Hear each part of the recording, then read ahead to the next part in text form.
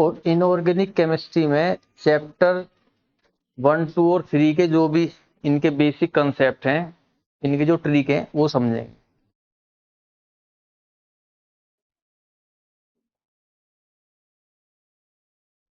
तो सपोज कि हमारी जो रिएक्शन है वो या तो डिकम्पोजिशन होगी, या कॉम्बिनेशन होगी, या डिस्प्लेसमेंट होगी, और या फिर डबल डिस्प्लेसमेंट होगी। इन चार में से कोई ना कोई रिएक्शन होगी। ठीक है, तो सबसे पहले बात करेंगे किसकी, डिकम्पोजिशन की, कि अगर हमारी रिएक्शन डिकम्पोजिशन रिएक्शन है तो in case of decomposition reaction, तो डिकम्पोजिशन रिएक्शन में अब तीन तरह की डिकम्पोजिशन रिएक्शन होती हैं। या तो होंगी thermal decomposition, thermal decomposition reaction, या होंगी फोटो डिकम्पोजिशन रिएक्शन, और थर्ड में होगी इलेक्ट्रोलाइटिक डिकम्पोजिशन रिएक्शन। तो इन तीन में से ही कोई एक तरह की होगी। थर्मल डिकम्पोजिशन का मतलब है कि हम क्या कर रहे हैं कि अच्छा, डिकम्पोजिशन रिएक्शन की पहचान क्या है कि एरो के इधर रिएक्टेंट साइड में केवल एक ही कंपाउंड होगा, रिएक्टेंट साइड में एक ही होगा, क्योंकि डिकम्पोजिशन का मतलब है कि आप तोड़ रहे हो। तो कोई वैसा नहीं है कि किसी ने आया, किसी का स्थान उसने हटा दिया, कोई आयन एक्सचेंज हो गया या कॉम्बिनेशन हो गया, ऐसा कुछ नहीं है। केवल क्या होगा, डिकम्पोजिशन होगा, टूटेगा, तो एक ही कंपाउंड होगा जो टूट जाएगा। ठीक है, तो इसकी यही पहचान होगी। तो थर्मल डिकम्पोजिशन में हम देखेंगे कि कौन कौन सी रिएक्शन हो सके हैं। थर्मल का मतलब क्या है, हीट। तो थर्मल डिकम्पोजिशन रिएक्शन वैसी रिएक्शन होती हैं जिसमें डिकम्पोजिशन कराने के लिए हमें क्या सप्लाई करनी पड़ेगी, हीट सप्लाई करनी पड़ेगी। तो हम देखेंगे कौन कौन से टाइप की हैं। तो सबसे पहले है फेरस सल्फेट, FeSO4, और यहाँ लिखेंगे हीट। हीट का एक और सिंबल होता है, हीट ना लिख के कई बार हम केवल क्या लिख देते हैं, ट्रायंगल, तो इसका मतलब भी हीट ही है। दूसरी lead nitrate, PbNO3 whole twice, इस पर भी हीट लिख दो। फिर कैल्शियम कार्बोनेट, CaCO3, इस पर भी हम हीट लिख दें। फिर होगी पोटेशियम क्लोरेट, पोटेशियम के क्लोरेट, ClO3, इस पर भी हीट लिख दो। तो हमारे सिलेबस में नॉर्मल सी चार तरह की तो हैं, है ना, इंपॉर्टेंट है। तो इनको हम कैसे याद करें, कि कैसे समझे कि हाँ डिकम्पोजिशन होगा तो क्या क्या फॉर्म होगा, कैसे समझेंगे, याद कैसे करेंगे। तो इसमें देखो, जो सबसे पहले कोई भी आप कंपाउंड बनाओगे तो कंपाउंड हमेशा ऐसे ही बनेगा। तो पहले होगा ए और फिर होगा बी, ए प्लस होगा और बाद वाला माइनस होगा, पहले प्लस फिर माइनस, और जो प्लस वाले हैं वे क्या होंगे, मेटल। तो जो स्टार्टिंग में ये प्लस वाला है, इसमें देखो प्लस का क्या है, पहले आयरन, इसमें प्लस का क्या है, लेड, इसमें प्लस का क्या है, कैल्शियम। ठीक है, तो इन तीनों के लिए देखेंगे। अच्छा, ये वाली सिंपल है, जो पोटेशियम क्लोरेट है ये सिंपल है। तो पोटेशियम क्लोरेट को आप बस यहां से तोड़ दोगे, कुछ सिंपल वाली भी है जो ऐसी टूट जाएंगी, तो यहां से तोड़ोगे तो क्या होगा, पोटेशियम क्लोराइड अलग हो जाएगा, और प्लस अब यहाँ पे बचा O3। अब O3 नहीं निकलता, एक्चुअली में क्या निकलेगा, O2, ऑक्सीजन गैस निकलेगी, ये स्टेबल है। ठीक है, यहाँ पे ये स्टेबल नहीं है, ये O2 निकलेगा। क्लियर है, O3 की जगह तो KCl यहां से तोड़ दोगे, KCl अलग और O2 निकलेगा। क्लियर है, तो ये तो सिंपल ही थी। लेकिन इन तीनों में क्या करें, बेसिक, तो ये तीनों क्या है, मेटल है। तो इन तीनों के ऑक्साइड फॉर्म होंगे। कैसे याद करोगे आप कि इन तीनों के ऑक्साइड फॉर्म होंगे। इसके बाद देखो यहाँ पे क्या है, तो इसमें है सल्फर, पूरा मत पढ़ो, ये देखो बस, ये क्या है, सल्फर। तो सल्फर का ऑक्साइड भी बनेगा। फिर है नाइट्रोजन, इस नाइट्रोजन का ऑक्साइड बनेगा। फिर है कार्बन, इस कार्बन का ऑक्साइड बनेगा। तो ये तीनों चीजें होंगी। ठीक है, तो पहले इनके ऑक्साइड बनेंगे और फिर इनके जस्ट बाद जो है उनके भी ऑक्साइड बनेंगे। ठीक है, तो अब चलो इतना करते हैं पहले। अब आयरन का जो ऑक्साइड है, जो इसका ऑक्साइड है वो क्या होगा, Fe2O3। इस लेड का ऑक्साइड क्या होगा? PbO। कैल्शियम का ऑक्साइड क्या होगा? CaO। फिर आते हैं सल्फर पे, नेक्स्ट जो है अब Fe के जस्ट बाद। तो सल्फर है, तो सल्फर का भी ऑक्साइड होगा। सल्फर के कितने ऑक्साइड हैं? दो ऑक्साइड हैं, एक SO2 और एक SO3। तो दोनों ही फॉर्म होंगे यहाँ, SO2 भी और SO3 भी। हो गई। नेक्स्ट, अब नाइट्रोजन का ऑक्साइड कौन सा है? NO2। ये फॉर्म होगा। ठीक है, अब इसमें नाइट्रोजन का ऑक्साइड, ठीक है, NO2 हो गया। चलो नेक्स्ट करो, कार्बन का ऑक्साइड क्या है? CO2। बस यहीं तक ही है, यही है। बस एक इसमें एक्सेप्शन है कि नाइट्रेट वाले में प्लस में ऑक्सीजन और निकलेगी एक्स्ट्रा में, और आपकी रिएक्शन खत्म। ये रिएक्शन, तो पोटेशियम क्लोरेट की रिएक्शन है। तो आप क्या करोगे? पोटेशियम क्लोरेट, तो पोटेशियम क्लोरेट KCl यहां से तोड़ दो, ये अलग, और ये यहाँ O3 निकल के O2, बचे ये तीन। इनके लिए ऐसे निशान लगा लो, सिंपल है, पहले पे फिर दूसरे पे, पहले पे दूसरे पे, पहले पे दूसरे पे। तो जो पहले पहले वाले हैं उन सब के ऑक्साइड फॉर्म होंगे, दूसरे वाले हैं उनके भी ऑक्साइड फॉर्म होंगे। सल्फर के दो ऑक्साइड है, नाइट्रोजन में इसका ऑक्साइड तो हो गई, प्लस O2 और निकलेगा, इसमें बस इतना ही कि दोनों के ऑक्साइड फॉर्म हो। क्लियर है पॉइंट? तो ये हमारी रिएक्शन कैसी थी? डिकम्पोजिशन रिएक्शन थी, और डिकम्पोजिशन में कौन सी थी? थर्मल डिकम्पोजिशन थी। चलो अब आते हैं नेक्स्ट।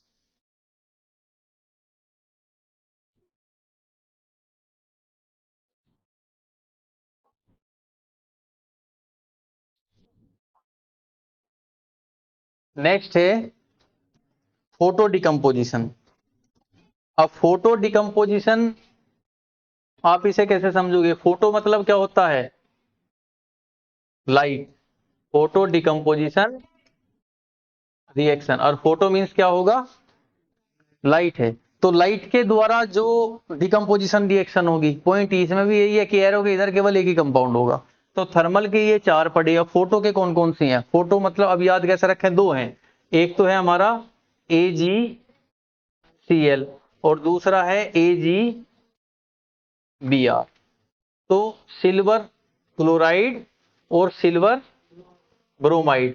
अच्छा, इसमें भी अब फोटो मीन्स तो लाइट होती है, लाइट की प्रेजेंस में आप जो एनर्जी प्रोवाइड कराओगे डिकम्पोजिशन के लिए, तो वो लाइट की फॉर्म में होगी, सनलाइट की फॉर्म में। तो सनलाइट मतलब फोटो, ठीक है, फोटोन्स होते हैं। तो यहाँ पे आप सनलाइट लिखोगे। अब या तो यहाँ पे क्या लिख दो? सनलाइट लिख दो, ठीक है, या तो सनलाइट लिख दो यहाँ, या फिर हम यहाँ लिख सकते हैं एच म्यू। इसका मतलब भी क्या होता है? सनलाइट। ठीक है, तो एस, तो सनलाइट की प्रेजेंस में रिएक्शन होंगी, AgCl और AgBr। अब कैसे समझे कि भाई यही होंगी? अब वो वैसे देख लो, देखो सनलाइट जो है सूरज की रोशनी, चमकदार है, ठीक है, और सिल्वर भी क्या होती है? चमकदार होती है, ये भी चमकती है। तो सिल्वर की जितनी जो रिएक्शन है सिल्वर वाली, AgCl AgBr, तो ये दोनों किसकी प्रेजेंस में होगी? सनलाइट की। ऐसे मतलब समझने के लिए ऐसा याद कर सकते हैं। तो AgCl अब क्या होगा? ये नॉर्मली टूट जाएंगी, बस यहाँ से ऐसे बीच में से आप क्या कर दो? ब्रेक कर दो। ठीक है, कुछ नहीं करना, बस इसमें ही थोड़ा सा ये था ट्रिक, और बाकी कुछ नहीं है, ऐसे तोड़ देना बस। तो बीच में से हमने तोड़ दिया, तो क्या बना यहाँ पे? Ag जो कि सॉलिड होगा, और Cl। अब क्लोरीन गैस है, और किसी भी गैस को आप अलग से लिखोगे तो हमेशा 2 में लिखोगे, Cl2। और ये भी Ag, ये भी सॉलिड है, और प्लस में Br2, ये गैस है, क्लोरीन ब्रोमीन, ठीक है, ये गैस। तो इस तरीके से फोटो डिकम्पोजिशन भी क्लियर। नेक्स्ट है इलेक्ट्रोलाइटिक डिकम्पोजिशन रिएक्शन, थर्ड। ठीक है, तो electrolytic electrolytic decomposition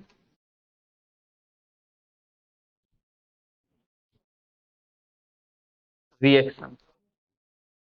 electrolytic decomposition reaction है कि जो डिकम्पोजिशन रिएक्शन किसकी सहायता से होंगी?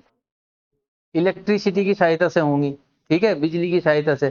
तो वो भी तो तोड़ने का ही काम करेगी, है ना, डिकम्पोजिशन ही कराएगी वो भी।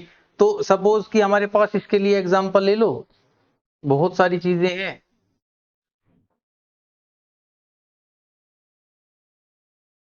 जैसे कि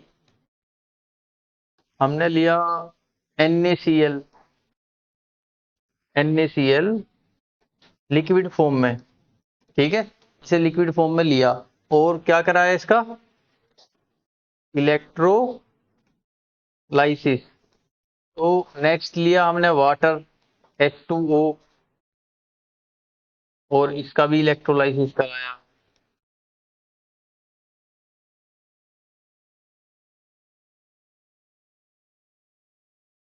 इलेक्ट्रोलाइसिस, तो इलेक्ट्रोलाइसिस में भी क्या होगा, ये बस जस्ट बीच में से क्या होंगी, ब्रेक हो जाएंगी।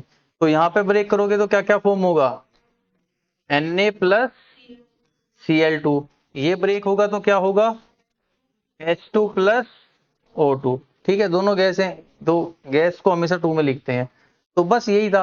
अब पूरे देखेंगे कि पूरे जो डिकम्पोजिशन रिएक्शन है कंप्लीट, पूरी डिकम्पोजिशन रिएक्शन में केवल ये चीज है, ऐसी 3 रिएक्शन ये है जिन पे हमें थोड़ा सा फोकस करना है, थर्मल वाली। ठीक है, आसान है, याद हो गया सबको कि हमें क्या करना है। पहले इन पे तीनों इनके ऑक्साइड होंगे, इन तीनों के ऑक्साइड होंगे, इसके 2 ऑक्साइड निकलते हैं, इसका एक ही होगा, इसका भी एक होगा, लेकिन इसमें बस एक एक्स्ट्रा O2 भी फॉर्म होगा, वो भी निकलेगा। ठीक है, याद हो गया सबको। तो ये था हमारा पूरा का पूरा डिकम्पोजिशन रिएक्शन। क्लियर है। अच्छा, नेक्स्ट दूसरे टाइप की कौन सी है, कॉम्बिनेशन रिएक्शन। नेक्स्ट है कॉम्बिनेशन रिएक्शन।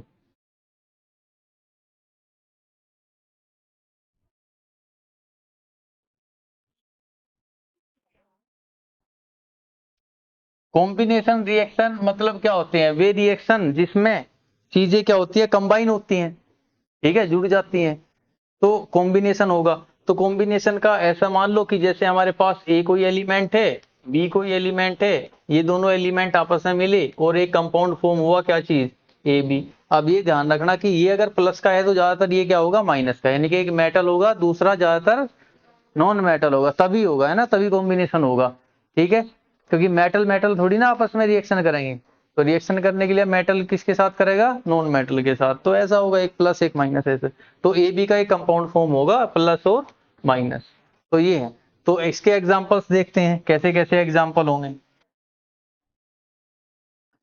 तो सबसे पहले कि सपोज कि कार्बन प्लस ऑक्सीजन। अच्छा, मैं ऑक्सीजन के लिए आपको एक स्पेशल सी बात बताऊं, ऑक्सीजन की जब भी रिएक्शन होगी, ऑक्सीजन की जब भी रिएक्शन होगी, आप ये समझ लो कि वहां पे फायर लगी हुई है, आग लगी हुई है। उस कंपाउंड के अंदर, उस एलिमेंट में क्या लग जाएगी, आग लग जाएगी। सपोज मैग्नीशियम Mg+O2 कहूं, या कार्बन+O2, या CH4+O2, ये सारी चीजें जल रही होती हैं। ठीक है, कि ऑक्सीजन क्या करती है, ऑक्सीजन करती है ऑक्सीडेशन। ऑक्सीजन जब रिएक्शन करेगी तो क्या होगा, ऑक्सीडेशन। और जब नॉर्मल हम ऑक्सीजन से रिएक्शन करा रहे हैं स्पेशली, तो अनकंट्रोलेबल ऑक्सीडेशन होता है, जिसको कहते हैं कि भाई वहां पे इतना ज्यादा ऑक्सीडेशन हो रहा है एकदम से, इतनी फास्ट कि उसने फायर फायर लग गई, अब आग लग गई वहां पे। अच्छा, आग लगने का मतलब क्या होता है कि भाई चलो भाई, इसमें हमने एक चीज है, कोई कार्बन है, उसको जला रही है ऑक्सीजन की प्रेजेंस में, तो रिएक्शन हो रही है, ऑक्सीडेशन। तो क्यों हो रही है, क्योंकि कॉम्बिनेशन रिएक्शन हमेशा एक्सोथर्मिक रिएक्शन की होगी। कैसी रिएक्शन होगी, एक्सोथर्मिक। और एक्सोथर्मिक रिएक्शंस कौन सी होती हैं, जिसमें से एज ए प्रोडक्ट हीट निकलती है, यानी कि जब भी रिएक्शन होगी तो हीट बाहर निकलेगी। अब हीट निकलेगी तो अब बहुत ज्यादा अमाउंट में निकल रही है तो आग लग जाएगी वहां। ठीक है ना, बस सिंपल सी बात है। अब धीरे धीरे निकल रही है हीट, बहुत धीरे धीरे, तो ठीक है, आग नहीं लगेगी, लेकिन वो कंटेनर गर्म हो जाएगा, चारों तरफ का इन्वायरमेंट थोड़ा हॉट हो जाएगा। लेकिन बहुत ज्यादा हीट निकल रही है तो आग लग जाएगी, सिंपल सी बात है। लेकिन है क्या, एक नॉर्मल सी रिएक्शन ही है। तो ऑक्सीजन जब भी रिएक्शन करती है किसी भी चीज से, तो ऑक्सीडेशन रिएक्शन होती है, और वो हर एक एलिमेंट के क्या बना देती है, ऑक्साइड। जैसे कार्बन से रिएक्शन हुई तो कार्बन का ऑक्साइड फॉर्म हो गया, क्या चीज, सी, कार्बन का ऑक्साइड CO2। ठीक है, तो कार्बन प्लस ऑक्सीजन। नेक्स्ट, अगर ये कार्बन ना होगा होता CH4+O2, अब क्या होता, अब यहां देखो दो एलिमेंट है, एक कार्बन है, एक हाइड्रोजन है, और ये एक एक के अलग अलग ऑक्साइड बनाएगी। तो कार्बन का भी ऑक्साइड बनेगा और हाइड्रोजन का भी। अब कार्बन का ऑक्साइड क्या होगा, CO2, और हाइड्रोजन का ऑक्साइड क्या होगा, H2O। अब क्या आप बताओगे कि ये कॉम्बिनेशन रिएक्शन है, क्या ये कॉम्बिनेशन रिएक्शन है? अब देखो दो थे जो मिले और बने भी कितने, दो, फिर भी ये क्या है, कॉम्बिनेशन रिएक्शन है। यहाँ पे बहुत फंसाता है, कई बार बच्चे ना अपने दिमाग में बस इतनी बात रखते हैं, उन्हें लगता है कि कॉम्बिनेशन होगा ए प्लस बी और हमेशा क्या फॉर्म होगा, बस ए बी। ऐसा नहीं है, एक से ज्यादा भी बन सकते हैं।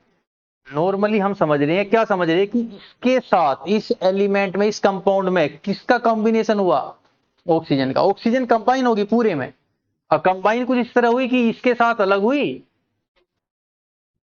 इसके साथ अलग हुई, सी के साथ, कार्बन के साथ अलग से हुई, और हाइड्रोजन के साथ अलग हुई, लेकिन हुआ तो कॉम्बिनेशन ही है। तो ये भी रिएक्शन कैसी है, कॉम्बिनेशन रिएक्शन होगी। क्लियर है, बात समझ आई।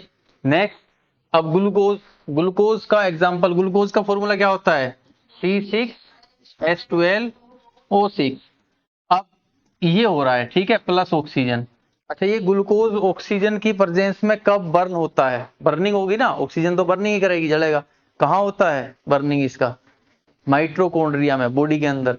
इसको क्या बोलते हैं, रेस्पिरेशन। तो अगर हम बात कर रहे हैं कि अगर ये क्वेश्चन आया कि भाई रेस्पिरेशन जो है वो कैसी रिएक्शन है, एक्सोथर्मिक है एंडोथर्मिक है, कैसी, रेस्पिरेशन में क्या होगा, ग्लूकोज जलेगा, है ना, ऑक्सीजन के प्रेजेंस में जलेगा तो हीट निकलेगी, हीट एनर्जी निकल रही है तो एक्सोथर्मिक रिएक्शन है। So respiration is a exothermic reaction, ठीक है। तो ऑक्सीजन की प्रेजेंस में जलेगा, और तुम्हें पता है कि ये क्या करता है, हर एक एलिमेंट के ऑक्साइड बनाता है। तो ये कार्बन का भी ऑक्साइड फॉर्म करेगा, हाइड्रोजन का भी करेगा। अब अगर ऑक्सीजन का कर दिया तो ऑक्सीजन ही फॉर्म होगी ना। अब दो जगह नहीं लिखते, अगर इधर ऑक्सीजन है तो आप ऐसा नहीं है कि ऑक्सीजन का ऑक्साइड ऑक्सीजन उधर भी रखोगे, ठीक है। तो बस यही दो बचे, क्योंकि इसका तो फिर ही आ जाएगा। तो क्या क्या फॉर्म होगा यहाँ पे, CO2 प्लस H2O। तो इस तरीके से ये रिएक्शन होगी, तो दोनों में सेम ही प्रोडक्ट निकले, आप देख रहे हो। तो ये कॉम्बिनेशन है। नेक्स्ट है मैग्नीशियम, बहुत सारी रिएक्शन है, Mg+O2। तो इसका भी क्या फॉर्म होगा, ऑक्साइड ही फॉर्म होगा। तो हम यहाँ लिखेंगे MgO, मैग्नीशियम ऑक्साइड, ठीक है।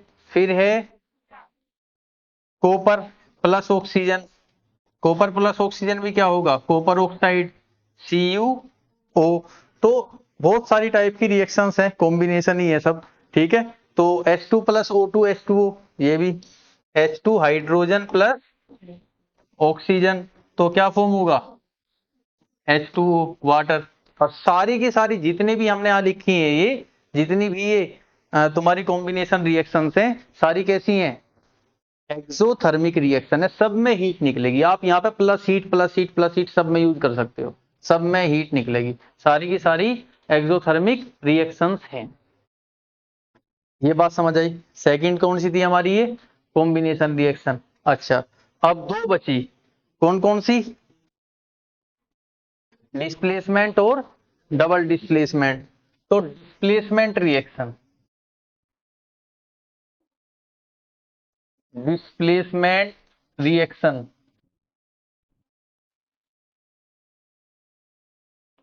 डिस्प्लेसमेंट रिएक्शन, इसके नाम से ही हमें पता चल रहा है कि यहाँ पे क्या होगा, एक एलिमेंट दूसरे एलिमेंट को डिस्प्लेस करेगा, उसके जगह से हटा देगा।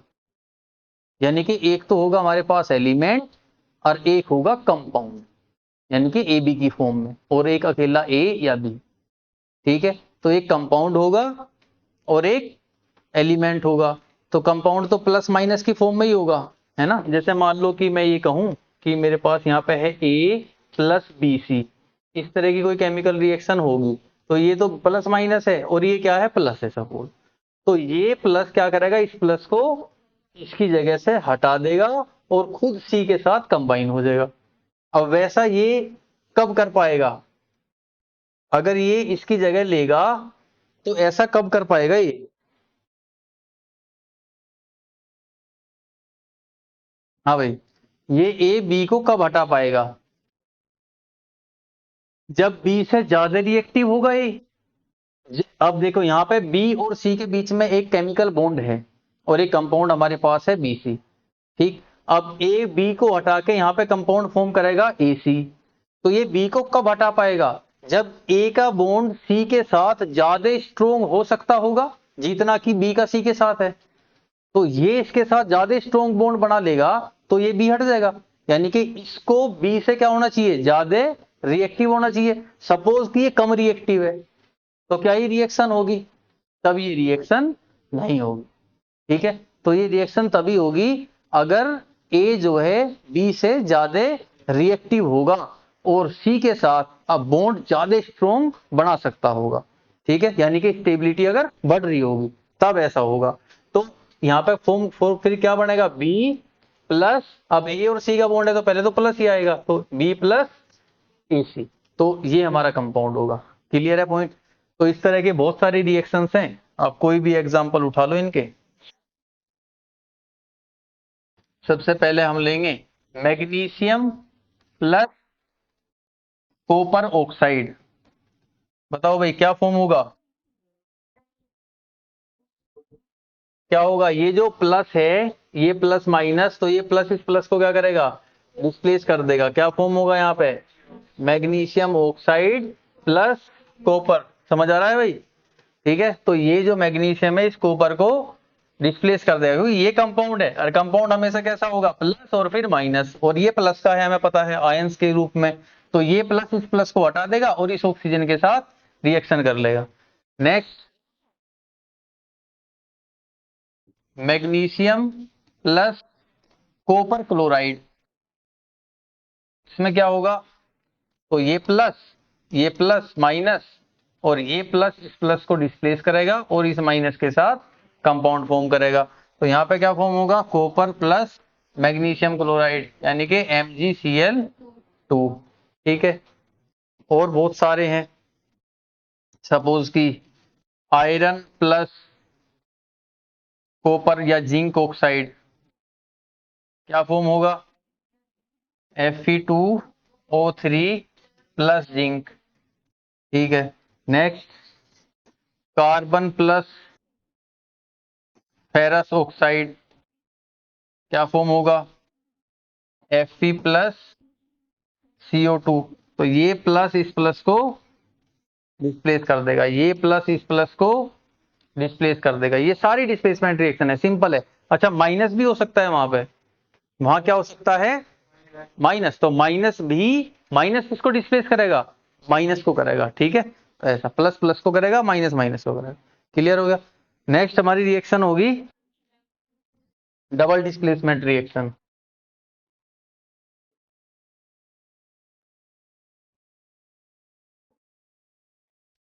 डबल डिस्प्लेसमेंट रिएक्शन, तो डबल डिस्प्लेसमेंट रिएक्शन में क्या होगा कि दो तरह के आयंस होंगे, एक का दो कंपाउंड होंगे, AB प्लस CD, तो ये प्लस माइनस और ये प्लस माइनस, तो होगा ये, देखो A का B के साथ एक बॉन्ड है AB, C का D के साथ एक बॉन्ड है ना CD, तो अब ये इसके साथ उतना स्टेबल नहीं है जितना कि ये A B के साथ हो सकता है।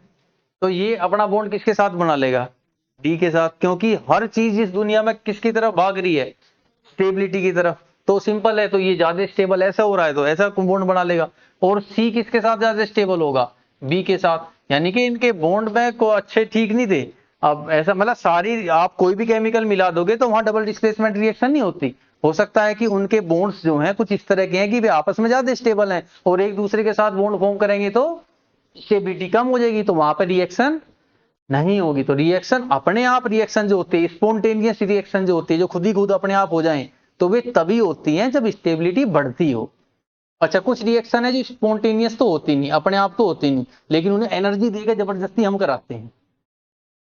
ठीक है, तो किसी भी रूप में एनर्जी दे के आप उनको रिएक्शंस को करा रहे हो, दे आर नॉट स्पॉन्टेनियस, और वहां पे कुछ भी पॉसिबल है, हम कुछ भी करा लेंगे वहां।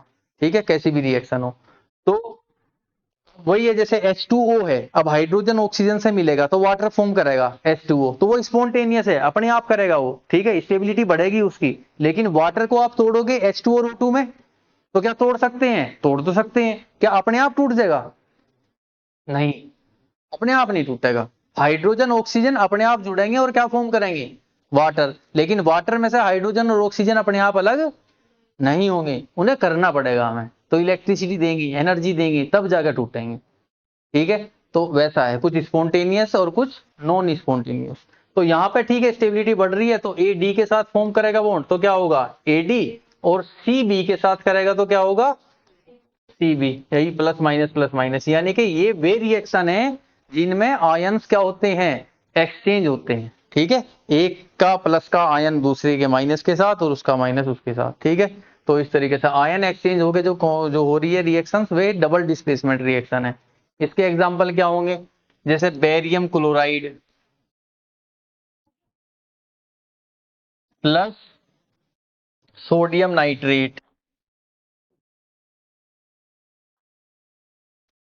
क्या फॉर्म होगा, अब प्लस माइनस। ठीक है, सिंपल है।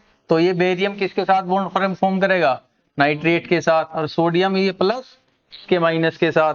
तो बेरियम का नाइट्रेट के साथ है ना बॉन्ड फॉर्म होगा, क्या फॉर्म होगा, अब कुछ बच्चे डायरेक्ट लिख देंगे, कुछ बच्चे क्या लिखेंगे कि बनेगा भाई BaNO3। ठीक है, तो इसमें क्या गलती है भाई सूर्या, क्या मिस्टेक है इसमें,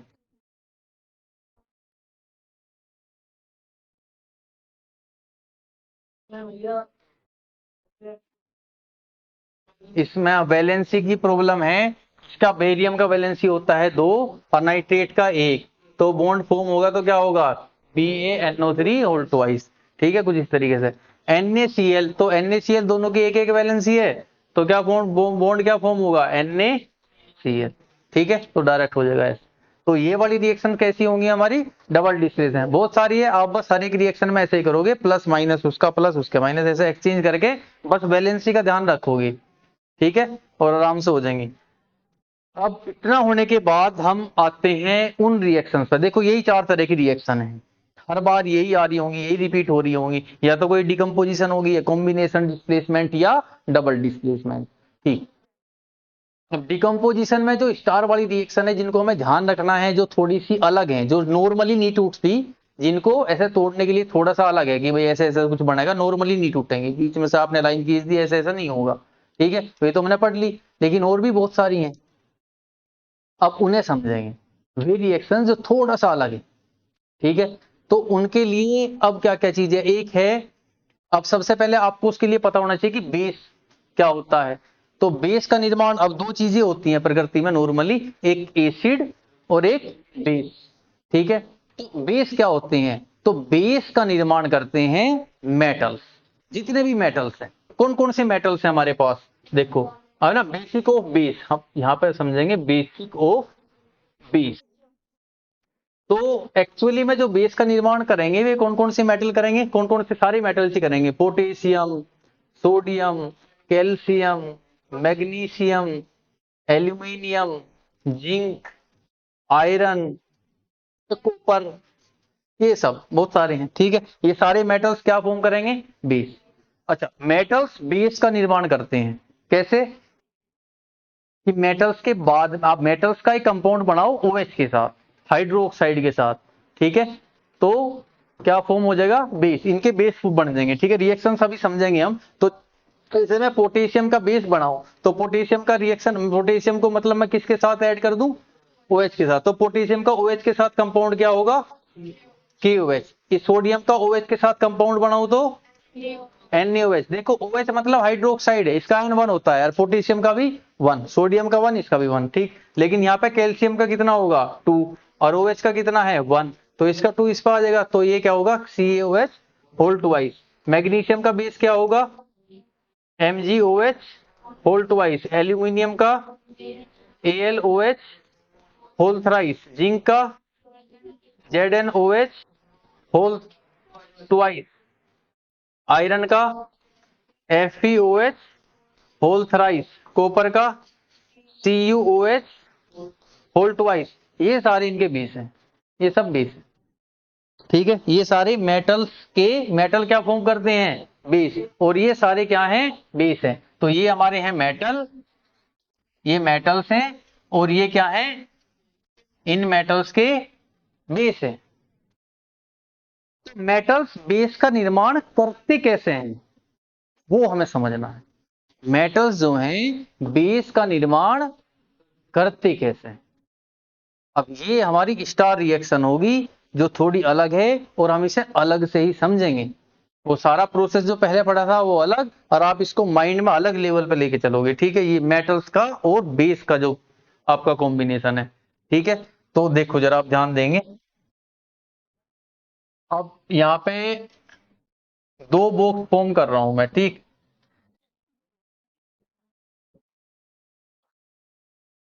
देख, जो हमारे मेटल हैं, मेटल कौन कौन से, अगर मैं मेटल को, ठीक है, अगर मेटल में मैं क्या ऐड कर दूं, डायरेक्ट वाटर ऐड कर दूं डायरेक्ट, किसी भी मेटल में अगर मैं क्या ऐड कर दूं, वाटर ऐड कर दूं, ठीक है, तो क्या फॉर्म होगा, तो बेस फॉर्म होगा और प्लस में हाइड्रोजन गैस निकलेगी। अच्छा, बेस फॉर्म होगा, हाइड्रोजन गैस निकलेगी, तो कौन कौन से मेटल में, क्या सारे मेटल्स में ऐसा होगा, नहीं, कौन कौन से मेटल में होगा, केवल सोडियम में, पोटेशियम में, कैल्शियम में और मैग्नीशियम में। केवल इन चार एटम्स में, मैं फिर रिपीट कर रहा हूं, केवल इन्हीं चार मेटल्स में अगर मैं वाटर ऐड करूं तो बेस फॉर्म होगा और हाइड्रोजन गैस निकलेगी। ठीक है, लेकिन और कौन कौन से मेटल हैं, अगर मैं और दूसरे मेटल है मेरे पास, ठीक है, और उसमें मैं वाटर ऐड करूं तो मेटल का ऑक्साइड फॉर्म होगा। एक्चुअली में क्या फॉर्म होगा, मेटल का ऑक्साइड, और हाइड्रोजन गैस निकलेगी इसमें भी। तो वैसा कब होगा कि मेटल का ऑक्साइड फॉर्म होगा, कि अगर हमारे पास मेटल कौन कौन से हो, हाँ, जिंक, एल्युमिनियम और आयरन। अगर ये तीन मेटल हैं, अगर ये तीन मेटल है, तो इनमें मैं वाटर ऐड करता हूं डायरेक्ट, तो बेस नहीं फॉर्म होगा, क्या फॉर्म होगा, मेटल का ऑक्साइड और हाइड्रोजन गैस निकलेगी। अब इनकी रिएक्शंस नीचे लिख लो। अब जैसे सोडियम और पोटेशियम तो बहुत ज्यादा रिएक्टिव मेटल होते हैं। ठीक है, तो सोडियम भी और पोटेशियम भी ये बहुत ज्यादा रिएक्टिव है। तो अगर इसमें हम वाटर ऐड करेंगे तो इनका बेस फॉर्म होगा। तो बेस मतलब क्या होता है, NaOH। अब सोडियम का बेस फॉर्म होगा ना, और सोडियम का बेस हमने बताया था कि किसी भी मेटल का बेस आप क्या लिखोगे, बस उसके बाद में OH लगा दो और प्लस में हाइड्रोजन गैस निकलेगी।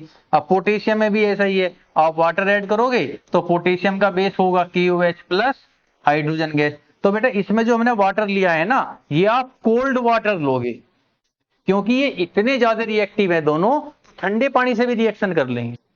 ठीक है, तो इसमें जो वाटर होगा वो क्या होगा, कोल्ड होगा। अब तीसरे वाला जो है वो कैल्शियम है। कैल्शियम में आप वाटर ऐड करोगे तो इसमें भी कैल्शियम का बेस बनेगा, और कैल्शियम का बेस क्या होगा, CaOH होल ट्वाइस और प्लस हाइड्रोजन गैस। इसमें आप जो वाटर लोगे ये नॉर्मल वाटर होगा, ये होगा नॉर्मल वाटर। ठीक है, अब बचा क्या, मैग्नीशियम।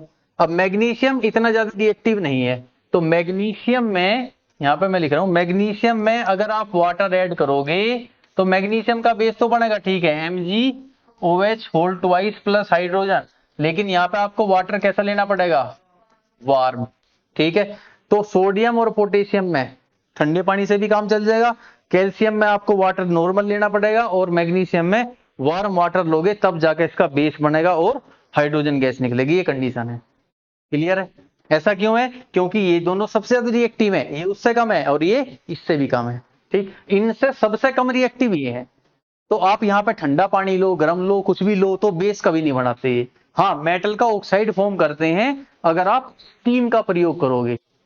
इसका प्रयोग करोगे, स्टीम का। ठीक है, तो इनके भी लिख लेते हैं यहाँ, जिंक, एल्यूमिनियम और आयरन। तो इनमें अगर मैं वाटर ऐड करता हूं in the form of steam, यहां पे भी in the form of steam,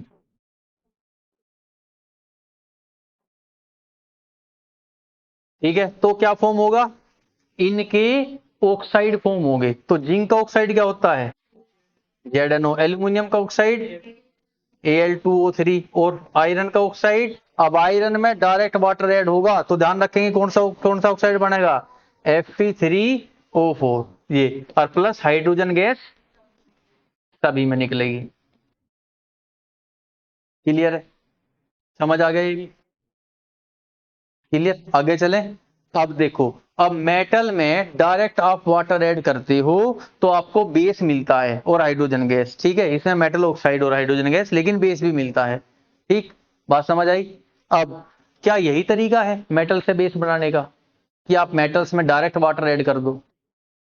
एक और तरीका है, आप मेटल्स की क्या बनाओ, पहले ऑक्साइड बनाओ और फिर उसमें वाटर ऐड करो। वैसी कंडीशन में आप जितने भी ऑक्साइड बनाओगे किसी भी मेटल के, सबके क्या बनेंगे, बेस बनेंगे, लेकिन उनमें हाइड्रोजन गैस नहीं निकलती। बात समझ आई? हाइड्रोजन गैस कब निकलती है, जब हम मेटल्स में वाटर डालते हैं डायरेक्ट। ठीक है, तो चाहे ये चार हैं इनमें बेस हाइड्रोजन गैस निकलेगी, ये तीन है तो भी मेटल ऑक्साइड में हाइड्रोजन गैस निकलेगी, जब मेटल्स के अंदर डायरेक्ट आप वाटर ऐड करोगे तब। ठीक, अगर दूसरे तरीके से फॉर्म करें तो वो क्या तरीका है भाई? अब दूसरे तरीके से कैसे फॉर्म कर सकते हैं, तो दूसरा तरीका है कि आप मेटल का ऑक्साइड बनाओगे तो कैसे बनेगा बताओ? एक ही तो तरीका, मेटल का ऑक्साइड, किसी भी चीज का ऑक्साइड बनाने का एक ही तरीका है कि उसकी रिएक्शन किससे कराओगे, ऑक्सीजन से कराओगे। तो मेटल की रिएक्शन ऑक्सीजन से कराई तो क्या फॉर्म हुआ, मेटल ऑक्साइड। अब आपको पता है कि मेटल तो बेस बनाते हैं, तो इनकी जो ऑक्साइड है ये भी कैसी ऑक्साइड होगी, बेसिक ऑक्साइड होगी। ठीक है, तो ये इनकी बेसिक ऑक्साइड है। अच्छा, अब अगर मेटल ऑक्साइड में, अब इस मेटल ऑक्साइड में मैं वाटर ऐड कर दूं तो बेस फॉर्म होगा। तो क्या फॉर्म होगा, बेस। किसका बेस, इस मेटल का बेस। जो भी इस मेटल का बेस होगा, आपको पता है कैसे होता है, किसी भी मेटल का बेस हम कैसे फॉर्म करते हैं कि उसको आप OH के साथ मिला के लिख दो, क्या क्या कंपाउंड बनेगा OH के साथ, वही उसका बेस है। बात क्लियर है? ठीक है, तो अब देखो इसके मैं एग्जांपल्स लेता हूं। इसमें हाइड्रोजन गैस फॉर्म नहीं होती, यहां मिस्टेक करोगे बहुत ज्यादा, कई सारे बच्चे लिखते हैं प्लस हाइड्रोजन, नहीं बनती। हाइड्रोजन कब निकलेगी, जब आप मेटल में डायरेक्ट वाटर ऐड करोगे। ठीक है, तो चलो अब इसमें देखते हैं मेटल आपका कौन कौन सा है कि sodium, potassium, calcium, magnesium, zinc, aluminium. चलो ये ले लेते हैं, इनमें हमने क्या ऐड कराया, ऑक्सीजन। पहले ऑक्साइड फॉर्म करेंगे तो इनमें ऑक्सीजन, ऑक्सीजन से रिएक्शन की हमने इनकी। ठीक है, तो ऑक्सीजन से रिएक्शन करोगे तो क्या क्या फॉर्म होगा, इनके ऑक्साइड फॉर्म होंगे। तो सोडियम का ऑक्साइड क्या होगा, Na2O, पोटेशियम का ऑक्साइड K2O, कैल्शियम का ऑक्साइड CaO, मैग्नीशियम का MgO, जिंक का ZnO, एल्यूमिनियम का Al2O3। अब ये जो ऑक्साइड हमें यहाँ मिले हैं, अगर हम ये करें कि इनके ऑक्साइड में अब अगर वाटर डाल दें, है ना, जैसे Na2O प्लस वाटर या K2O plus water, CaO calcium oxide plus water, magnesium oxide plus water, zinc oxide plus water, aluminium oxide plus water. ठीक है, ये अगर मैं अब इनके ऑक्साइड में अगर वाटर ऐड करूं तो इनके क्या बनेंगे, बेस बनेंगे। मेटल ऑक्साइड है, बेसिक ऑक्साइड है, वाटर के साथ रिएक्ट आप जैसे ही ऐड करोगे तो ऑक्साइड हो जाएगा, बेस बन जाएगा, कोई गैस नहीं निकलेगी। ठीक है, अब सोडियम ऑक्साइड में वाटर ऐड करेंगे तो सोडियम का बेस बनेगा, सोडियम का बेस बनेगा। सोडियम का बेस क्या होता है, NaOH। इसमें पोटेशियम का बेस बनेगा। ठीक है, इसमें कैल्शियम का, इसमें मैग्नीशियम का, इसमें जिंक का, इसमें एल्यूमिनियम का, सब में बेस बनेगी। क्लियर है पॉइंट? तो एक ये तरीका है बेस फॉर्म करने का। क्लियर हो गया मेटल्स के बारे में सारी चीजें। तो मेटल से हम बेस बना सकते हैं, मेटल से बेस बनते हैं, डायरेक्ट वाटर ऐड करके भी बनते हैं, उसके भी दो तरीके मैंने बताए थे, और उनके ऑक्साइड फॉर्म करो फिर ऑक्साइड में वाटर ऐड करो तब फॉर्म होते हैं। ठीक है, इनमें हाइड्रोजन गैस नहीं निकलती, उसमें निकलती है जब डायरेक्ट आप वाटर ऐड करोगे। क्लियर हो गया, दिमाग है पॉइंट, समझ आ गया? चलो, अब लास्ट एक और जो मैंने कराई थी आपको रिएक्शन है NaOH की, जो ध्यान रखनी है, स्टार वाली रिएक्शन है। ठीक है, अब देखो हमने ये बताया आपको, क्या बताया कि मेटल्स बेस फॉर्म करते हैं, मेटल्स के जो ऑक्साइड हैं वे बेसिक नेचर के होते हैं, लेकिन दो ऐसे मेटल हैं जिनके ऑक्साइड एसिडिक नेचर के भी हैं और बेसिक नेचर, मतलब बेसिक तो होते ही हैं, इसके साथ साथ एसिडिक नेचर के भी हैं। इसीलिए उन दोनों मेटल्स के ऑक्साइड को हम कहते हैं एम्फोटेरिक ऑक्साइड। ठीक है, क्या बोलते हैं उन्हें, एम्फोटेरिक। तो वे थोड़ी सी अलग तरह की रिएक्शन देते हैं, तो आप ध्यान रखोगे कौन कौन से हैं वे, जिंक और एल्यूमिनियम। ठीक है, जिंक और एल्यूमिनियम। और जिंक और एल्यूमिनियम के दो आयन्स मैंने कराए थे आपको, एक तो जिंक एल्यूमिनियम का जिंक का आयन होता है Zn+2, एल्यूमिनियम का Al+3। अब दो अलग से कराए थे, एक जिंकेट और एक एल्यूमिनेट। जिंकेट क्या होता है, ZnO2-2 और एल्यूमिनेट AlO2-। ठीक है, याद रखो।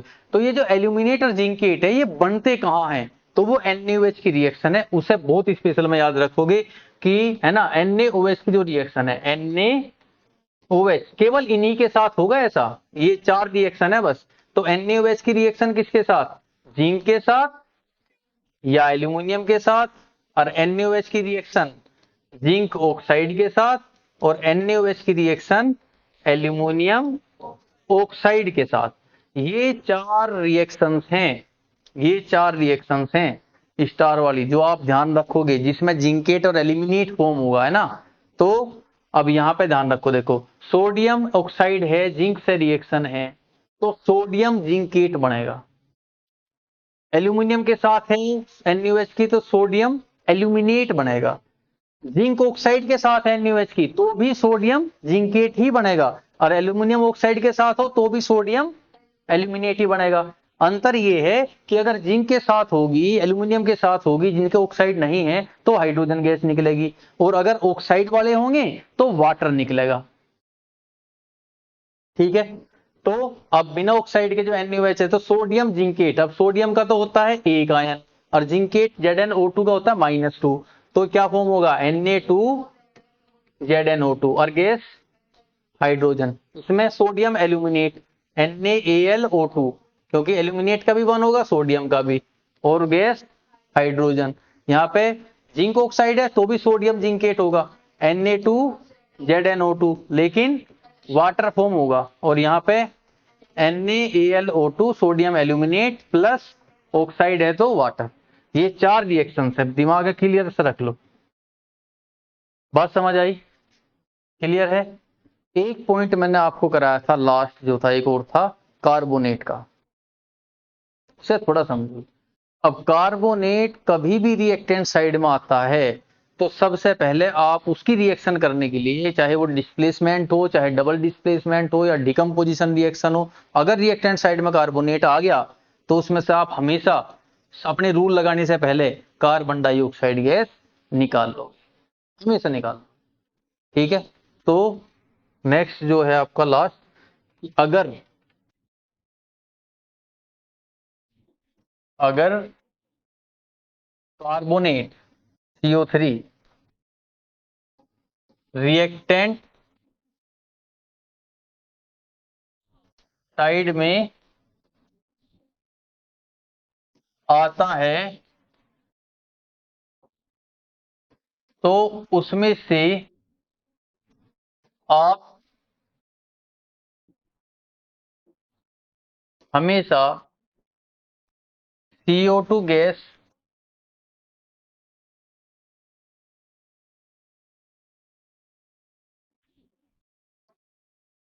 निकाल लोगे,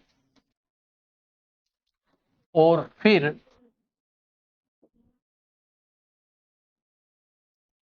अपनी ट्रिक यूज करोगे।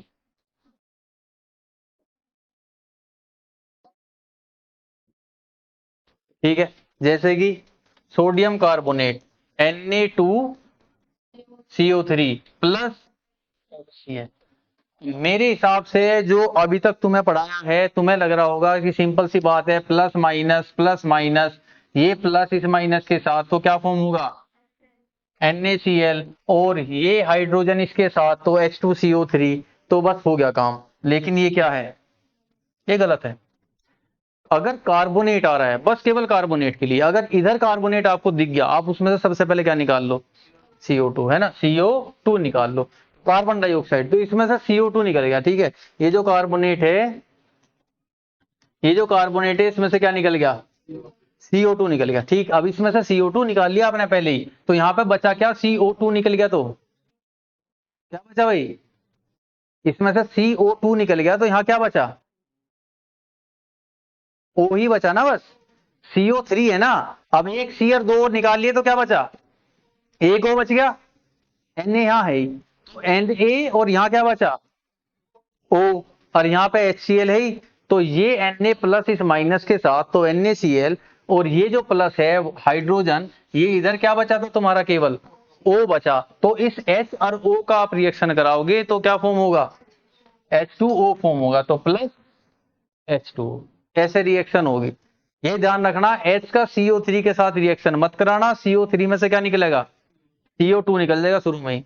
एक और रिएक्शन है, जैसे अगर हो NaHCO3 हो, सोडियम बाइकार्बोनेट, और प्लस ऐसे हो H2SO4, क्या फॉर्म होगा, तो ये फिर वही है प्लस माइनस, तो ये प्लस इस माइनस के साथ सोडियम सल्फेट के साथ जब मिलेगा, सोडियम सल्फेट के साथ जब मिलेगा तो Na का वैलेंसी क्या है, एक, सल्फेट का क्या है, दो, तो क्या फॉर्म होगा, Na2SO4। ठीक है, अब इसमें से ये जो है आप HCO3 है, इसमें से CO2 निकलेगा, यहां से पहले CO2 अलग से निकाल दो। ठीक, अब इसमें से CO2 निकल गया, तो इस पूरे कंपाउंड में यहाँ पे क्या बचा, O और H, OH बचा ना, और OH का रिएक्शन जब H से कराओगे तो क्या फॉर्म होगा, H2O। ठीक है, तो प्लस में H2O। अब लास्ट रिएक्शन ये थी, और यही आपकी ट्रिक है जो आप इन तीनों चैप्टर में यूज करोगे और ध्यान रखोगे हमेशा। ठीक है, रिएक्शन करने से पहले, समझ आ गया, ठीक।